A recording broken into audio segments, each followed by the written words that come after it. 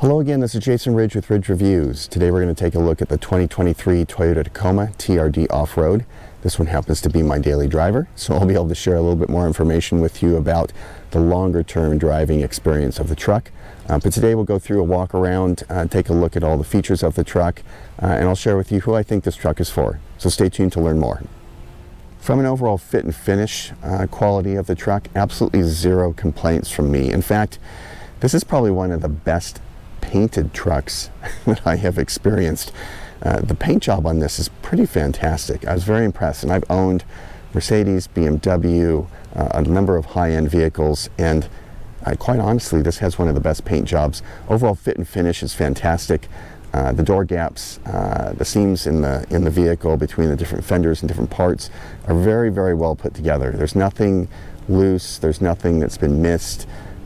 Overall, extremely satisfied with the fit and finish of the truck. I will point out one of a few changes I've made to this just after buying it, and some people in the Tacoma Nation, Taco Nation, might find this offensive, but I did take the TRD sticker emblem off the back of the truck. For me, I just liked it without it. It's a little bit cleaner look. It's a little more, dare I say, grown-up look to the truck.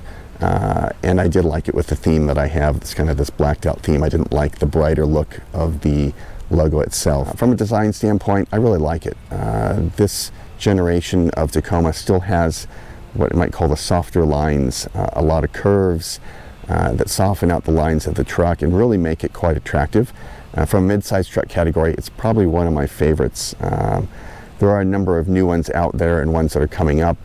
If you were to compare this to the other Toyota truck, the Tundra, the 2023 that was just redesigned, they have a lot of harsh lines, a lot of strong lines in the new trucks that to me just, it's not as attractive. Maybe it will grow on me over time, but I still feel like this model year and this generation of Tacoma and truck is really great.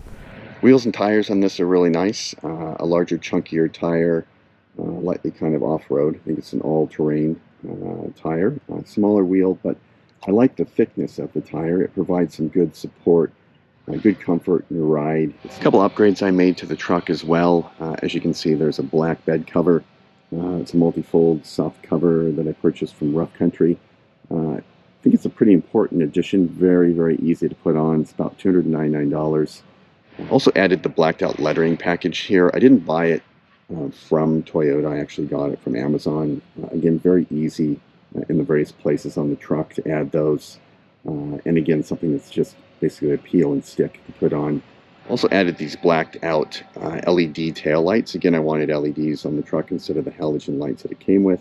These again were a very easy Amazon purchase. Very simple to update, but provide a really cool look to the truck. And again, go with kind of the blacked out theme that I have going on here. Also added the cool Tacoma lettering. These are not standard. Again, these were not from the factory. These were one purchased aftermarket. I do like these a little bit better than the ones that you can get from Toyota because these have more of a 3D kind of pushed out look to them.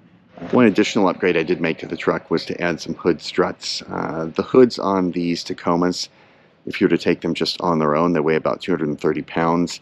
The lift weight for the hood, meaning the amount of weight, the force that you have to lift when opening the hood, is about 30 or 40 pounds. So not terrible, but certainly not light and not convenient. If you're like me and you like to poke around under the hood, you like to keep the truck clean, you like to just generally tinker around with things, it's a very easy upgrade to make. Then the hood struts make a tremendous difference. Probably took me 10 minutes to put them on. As you can see, they just hold the hood very nicely. They connect to the existing bolt patterns within the truck, so there's no drilling needed, no additional modifications needed. Let's take a look at the interior room of the truck itself. Again, as a four-door, it's nice to have the back seat. This one is a little tiny bit tight. I wouldn't say it's luxurious. I'm 6'1". I have the seat right now to where I would sit in the front. And as you can see, there's a little bit of leg room in there. When I am sitting in the truck, and I won't get in right now, but when I'm sitting in the truck, my knees do touch the back of the seat. If you've looked at other trucks like the full-size GMC Sierras, anything like that, it's not going to be that kind of experience. Those trucks have a tremendous amount of room. And there is some nice under-seat storage. You can flip these up, and there's a little box down here that you can open up and put storage in. There's also behind the seat storage as well, so you can flip these forward, pull that handle, and there's nice places to store things behind the seat. So taking a look at the interior of the truck and the front seat, if I had to pick one word to describe the interior overall, it would be utility. This is not meant to be luxurious. This is meant to be really set up to be a utility vehicle. The inside materials are a mixture of kind of soft touch areas, which are very nice for your elbows, and some hard plastics. The hard plastics don't really bother me. I was a little bit concerned when I first purchased it that maybe the hard plastics would rattle over time, but so far I'm at about 4,800 miles and I haven't realized any rattles of any kind inside the truck, which is another great thing. It goes to the overall fit and finish and build quality, which I think is pretty fantastic. Like the steering wheel, it's a little bit of a chunkier size steering wheel. I like the leather tops with this perforated leather sides. It's very, very comfortable in the hand.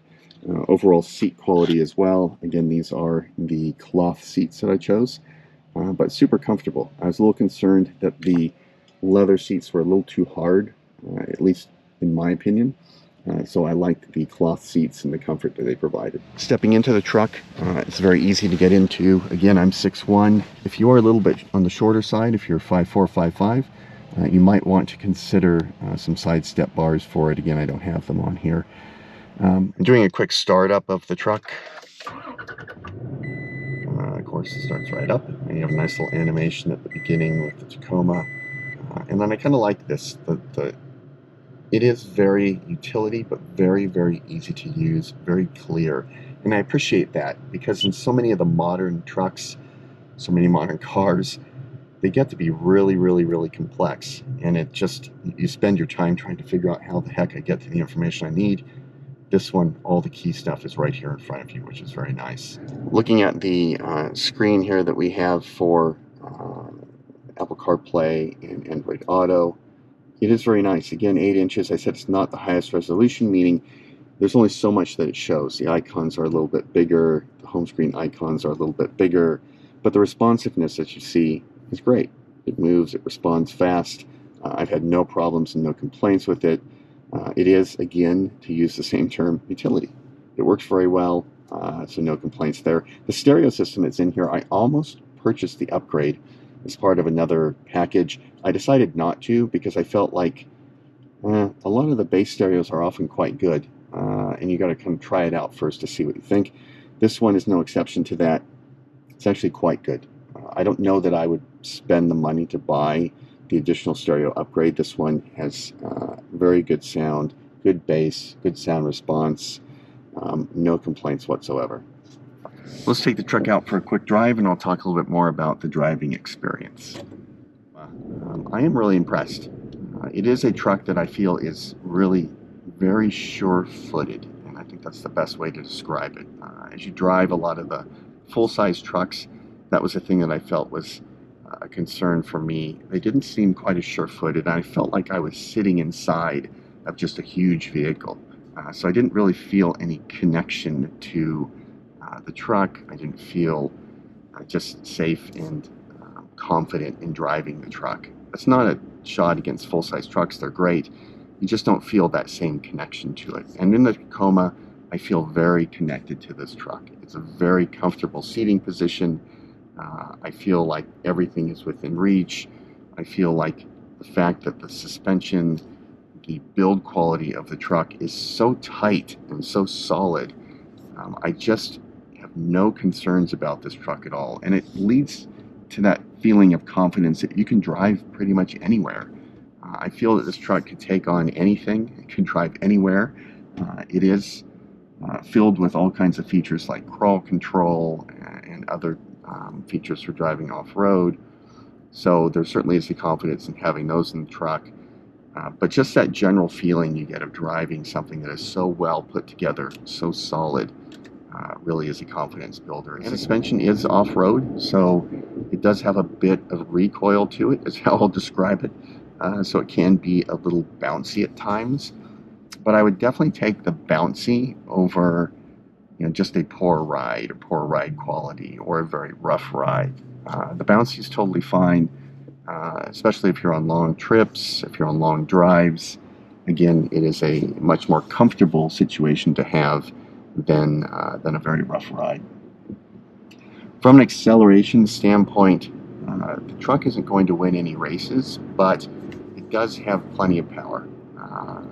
It's got about 240 some horsepower and 250 foot-pounds of torque, so I could be slightly off there, but it's about what it is. And it's plenty. I have no concerns about the power of the truck. I have no concerns about accelerating on the freeway. I have no concerns about getting out of my own way or going off-road or any of the other things that you might have a concern with a car when you're talking about how much power it has. If I had to find any complaints about the truck, my only real complaint is the transmission. And you'll hear this from other reviewers as well. They'll describe the transmission as always hunting for the right gear. And I'd say that's pretty accurate. Is it a problem? No. Would it keep me from buying it again? No. I like the truck too much. But it is something that you get used to. You will initially notice it, and I think over time you just learn how to drive the truck. Like anything, you just adapt to the way that it shifts, you adapt to the way that it drives. It doesn't bother me anymore, but it is something that you will notice. And by hunting for the gear, what I mean is that it is always hunting for the higher gear. It's always looking to go a little bit higher. So it's going for the best gas mileage. It wants to make sure it's running the lowest RPM, that it's in a comfortable position to get good gas mileage. But that hunting for that higher gear can be annoying because it's not necessarily taking into account the driving condition you're in. So if you're about to accelerate onto the freeway, it's trying to get to that higher gear, so it puts you in fifth gear. Now you really have to push down on the accelerator quite a bit to get it to shift and get to the right gear so you can get into traffic and that sort of thing. So again, not an annoyance, something you will notice. But again, like anything else, you learn to drive. Talking a little bit about the interior condition, the sound within the truck when you're driving. It is a very quiet truck, which was surprising to me. I do have a review coming up of the 2024 GMC Canyon, and I was quite surprised. That truck is about $15,000, at least in the configuration I drove, about $15,000 more expensive than this truck. And I have to say, I liked driving this better. And I may be a little biased because this is my own truck, but I went into it expecting to like the new Canyon better. From the platform of the Turbo 4 that it has, the more horsepower, the more torque, the more modern interior. I thought this is going to be a really nice truck, and maybe it's going to put my Tacoma to shame, but it didn't. It was no quieter than this truck, and I don't feel like the ride quality of the truck was actually as good as the Tacoma. So you can rest assured if you do buy this truck, you're making a good decision from a ride comfort standpoint compared to some more modern platforms.